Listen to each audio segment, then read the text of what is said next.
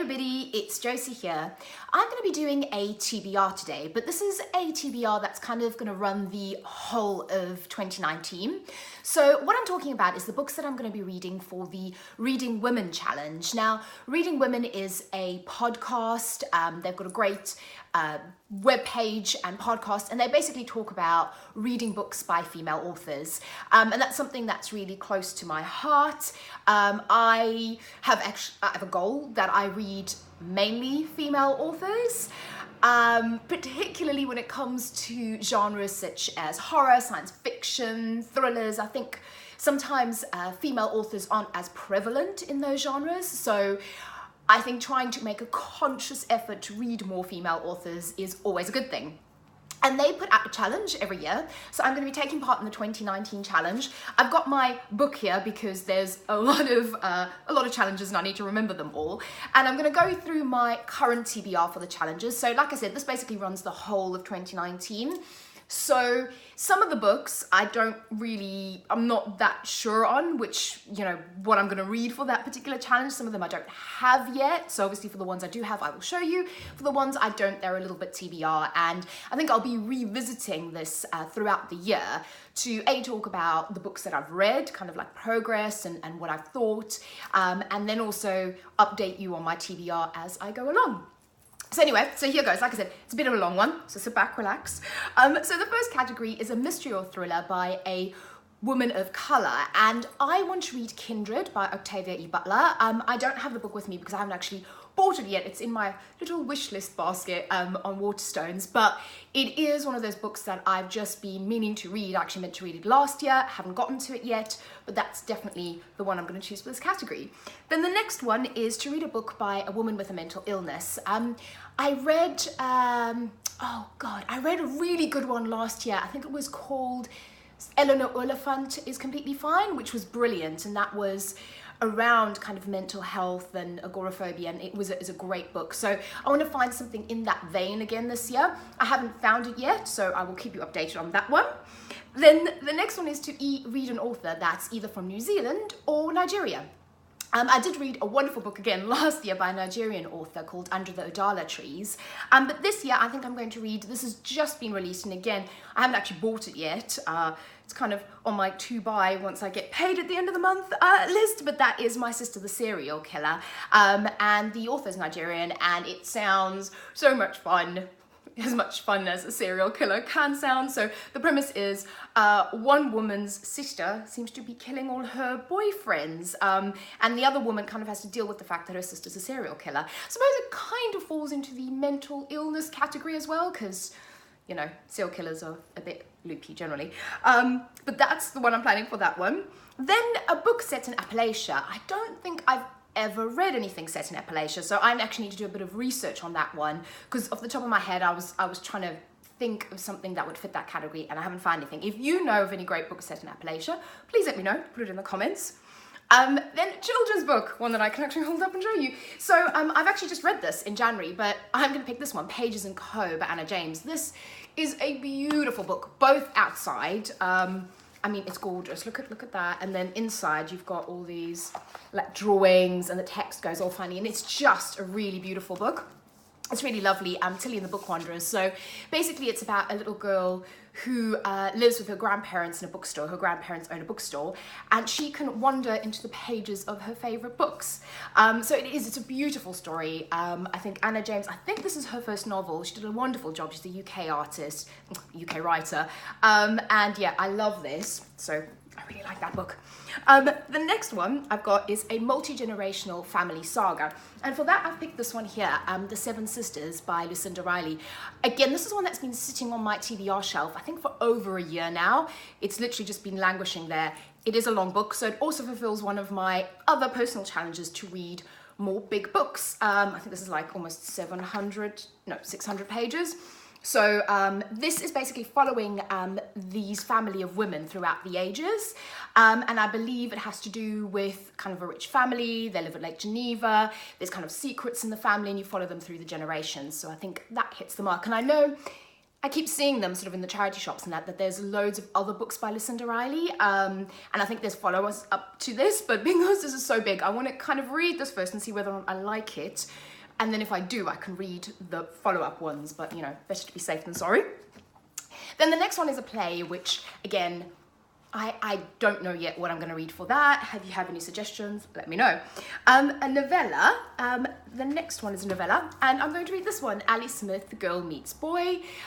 This is kind of a little bit of a, I'm just trying to think, it is a bit of a retelling. Oh, it's a remix of the Ovid. So yeah, this would actually follow in the myth category as well, but we'll get to that later. But this is basically a bit of a retelling. It is also extremely short, so I think it fits in the novella category. I think it's like only 150 pages. I love Ali Smith. It's to do with gender, you know, kind of gender queer, which is something that I love reading about. And yeah, pick that one. Then the next one is to read a book that includes a woman of science or women of science. And again, this is one I've just actually read in January and absolutely loved, and it's Into the Drowning Deep by Mira Grant. This is essentially a horror, but what is cool about this and where the science element comes in is you've got lots of women in the story who are scientists, who are marine biologists. They're very clever. They're very cool, strong, clever, intelligent women. So this is a 5-star book for me for this month. So I highly actually recommend this one already. Then the next one is a book that features a religion that's different to your own. And what I've picked is this one, The Immortalists, which features a Jewish family. So it's kind of a bit multi-generational. It follows this group of 4 children from the Gold family through the years. And what's really interesting about this book, so the premise about this book is that when they're children, they go to a kind of like a spiritualist or a fortune teller, and she tells them each the date of their death. So this book is split into chapters. I've started reading this one already because it's one that I was dying to get to. And I'm kind of 2/3 of the way through. It's really good. But each kind of section of the book features one of the siblings, and it takes them through to a certain point in their life. But yeah, it's really interesting. Like I said, the family is Jewish, so it has a lot of references to the Jewish religion, which I find really fascinating. And it's not my religion, so it is teaching me something. The next one, now this is really specific. It has to be a translated book that was published before 1955. Now, I'm not sure this actually meets both challenges, but I'm gonna go with this one for now. So this is Notes of a Crocodile. Is it Notes? Yeah, Notes of a Crocodile. I keep wanting to say Tears, I don't know why. This book is translated, as you can tell, it's a translated work, and it's about, and it's by a Taiwanese writer. Now, there is another category straight after this by a South Asian author. Now, I don't think Taiwan really classifies as South Asia, so I'll have to look for a different book for that. But this book was actually, I believe, published later on, but the author actually died, I think, in 1955 or 1956. So I'm kind of using that as the book, and it's one that I've really been dying to get to. And it's an LGBT book as well, and yeah, I want to use it for this category and I really want to read it, so that's the book I'm going for. Then, like I said, South Asian authors, the next one. Again, if you have any suggestions, please let me know. The next one is an Indigenous author, and I'm planning on reading Trail of Lightning. Again, I don't have it on me at the moment, but that's the book I want to use for that category. Then a book from the 2019 Reading Women shortlist. And this is actually the winner for the non-fiction category, and it's Educated. This book, I know people have been raving about. I saw it all over BookTube last year, and this is a really fascinating, it's an autobiography, it's a true story of a woman that was raised in America in a very religious, schooled at home, knew nothing about the outside world, and she actually broke out of that and went to university, and it's called Educated because it's kind of the story of how she educated herself and how she went on into kind of the real world later on in life, and it sounds incredibly fascinating. Again, I can't wait to get to this one, so I'm really excited that I can use it for that category. Then the next one is a romance or a love story, which I'll be honest, I don't read very much of. So I kind of rooted through my shelf, and I found this one over here, out of the blue. So this is, again, LGBT. I believe the premise of the story is angels are falling from heaven, and I'm kind of hoping that our main character falls in love with one of these angels, so I can class it as a love story.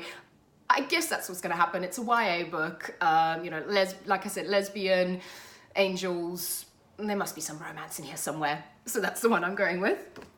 The next one is a book about nature, which is kind of a weird category, so I wasn't entirely sure what to pick, but I've got a little bit loose on this, and I've actually just picked a book that I have just finished. I'm about to do a full review on because I absolutely loved it, and it's this book here, Once Upon a River, and it's by Diane Setterfield, who wrote The 13th Tale, which is an amazing book. This one is fantastic. This is her brand new release. And the reason I picked it is because the cover is very nature themed. You've got the river and the little fireflies. I mean, first of all, this book is gorgeous. Look at it.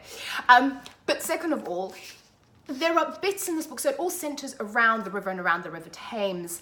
And to me, that really symbolizes kind of nature. And the river really plays an important, actually a key role as a character in this book. So that's why I think this really suits that challenge.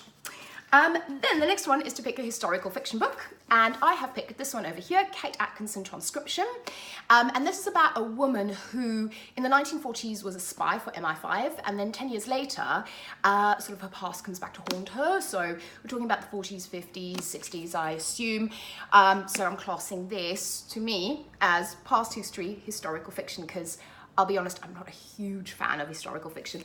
Actually, Once Upon a River is also set in the past, so I suppose it could count, but I'm using this one. Then the next one is a book you bought or borrowed in 2019. I actually haven't really brought anything for that category because there's quite a few, like the Once Upon a River I bought. There's loads I'm planning to buy this year, so that will definitely get filled. And then a book you picked up because of the cover. And I'm picking this one over here, Vox. So this is going to be on my TBR next month because I'm planning to do a bit of a feminist feb again. But I saw this cover and it's just gorgeous. It's so graphic. It's so different. I loved it. It's just, yeah, it's just a gorgeous cover. And then I read what it was about, and it's sort of a dystopian, kind of in the vein of The Power, where women's right to speak has been taken away. And it sounds really fascinating, so really looking forward to getting to this one, despite the fact that I picked it up first because I thought the cover looked interesting. Then the next one, we're almost done, is to read a book in a series, and the one I've picked here is The Fifth Season by N.K. Jemisin.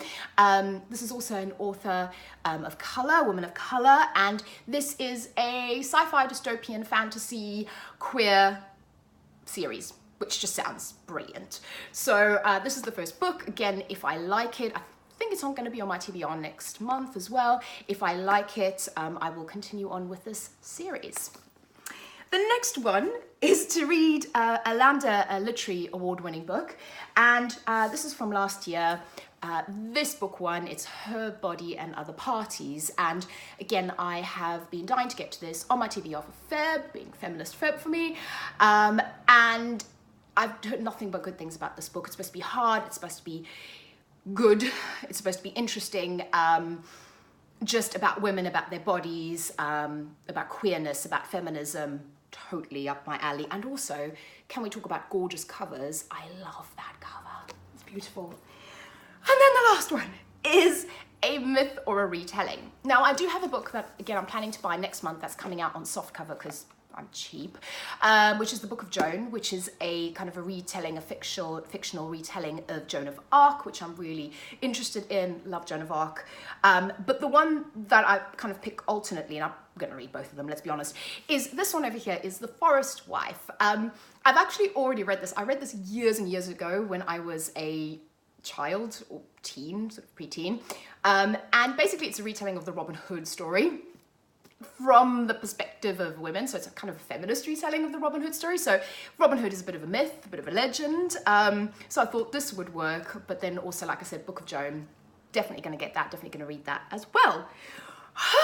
And breathe. So those are the ones. Like I said, if you've got any suggestions for any of the categories I don't have anything for, or even just general suggestions, or let me know what you're reading, but happy reading women's authors. Women are amazing. Power to the girls. I will see you all soon. Bye bye.